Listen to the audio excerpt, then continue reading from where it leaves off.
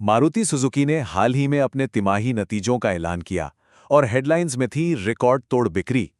लेकिन जब मुनाफे की बात आई तो कहानी में एक ट्विस्ट था। तो आइए इन नंबर्स के पीछे की पूरी कहानी को समझते हैं। तो चलिए फिस्कल ईयर 2026 की तीसरी तिमाही यानी Q3 के नतीजों को बारीकी से देखते हैं और पता लगाते हैं कि आखिर हुआ क्या। देखिए, कहानी की शुरुआत होती है सरकार के एक बड़े फैसले से, जिसने पूरे भारतीय ऑटोमोबाइल सेक्टर में जैसे जान फूंक दी। लेकिन जब मारुति के वित्तीय नतीजे सामने आए तो आंकड़ों ने एक बहुत ही अलग और थोड़ी उलझी हुई तस्वीर पेश की। सबसे पहले चलिए सेल्स के उन जबरदस्त आंकड़ों पर नजर डालते हैं जिनकी वजह एक बड़ा सरकारी सुधार था। असल में हुआ ये कि सरकार ने जीएसटी में कुछ सुधारों का ऐलान किया, जिससे गाड़ियां थोड़ी सस्ती हो गई और बस फिर क्या था, बाजार में डिमांड की जैसे बाढ़ आ गई। और इसी बूम का सीधा फायदा मिला मारुति सुजुकी को। उन्होंने एक ही तिमाही में 6,83,000 से ज्यादा गाड़ियां बेच डालीं।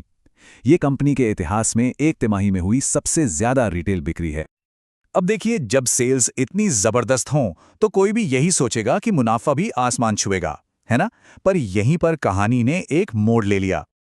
और यही है इस पूरी कहानी का सबसे बड़ा सस्पेंस। एक तरफ नेट सेल्स में 29% की जबरदस्त बढ़ोतरी हुई, लेकिन दूसरी तरफ नेट प्रॉफिट यानी कि शुद्ध मुनाफा सिर्फ 4% ही बढ़ पाया। ये नतीजा सबके लिए, खासकर मार्केट एनालिस्ट्स के लिए एक बहुत बड़ा सरप्राइज था। वो तो उम्मीद कर रहे थे कि प्रॉफिट 35% तक बढ़ सकता है, पर असल में बढ़ा सिर्फ 4%। तो सवाल उठता है कि आखिर इतना बड़ा गैप क्यों आया? सारा पैसा गया कहां? इसका जवाब हमें मिलता है कंपनी की अपनी अर्निंग्स कॉल में। चलिए अब उन वजहों को समझते हैं जिन्होंने मारुति के मुनाफे पर एक तरह से ब्रेक लगा दिया। कंपनी ने खुद बताया कि कई फैक्टर्स थे जिन्होंने उनके प्रॉफिट मार्जिन को निचोड़ दिया। मार्जिन मतलब हर कार की बिक्री पर होने वाला मुनाफा। इन असर को बेसिस पॉइंट्स में नापा जाता है। आसान भाषा में समझे तो 100 बेसिस पॉइंट्स का मतलब होता है 1%। सबसे बड़ी चोट लगी एक वन टाइम प्रोविजन से। हुआ ये कि सरकार के नए लेबर कानूनों की वजह से कंपनी को कर्मचारियों के पुराने फायदों के लिए एक बड़ी रकम अलग रखनी पड़ी। अच्छी बात यह है कि ये खर्चा बार बार नहीं होगा। इसके अलावा गाड़ी बनाने में लगने वाला सामान जैसे कि स्टील, एल्यूमिनियम और कुछ कीमती धातुएं सब महंगे हो गए। अब जब कच्चा माल ही महंगा होगा तो जाहिर है गाड़ी बनाने की लागत बढ़ेगी और मुनाफा अपने आप कम हो जाएगा। लेकिन कहानी में सिर्फ नेगेटिव बातें ही नहीं हैं। इन मुश्किलों के बावजूद कंपनी का भविष्य काफी मजबूत दिख रहा है। चलिए कुछ अच्छी बातों यानी ग्रीन फ्लैग्स पर भी नजर डालते हैं। भविष्य की बिक्री के संकेत काफी मजबूत लग रहे हैं। कंपनी के पास पहले से ही करीब 1,75,000 गाड़ियों की बुकिंग है। एसयूवी सेगमेंट में भी मार्केट शेयर लगातार बढ़ रहा है और पहली बार कार खरीदने वालों की संख्या भी बढ़ी है।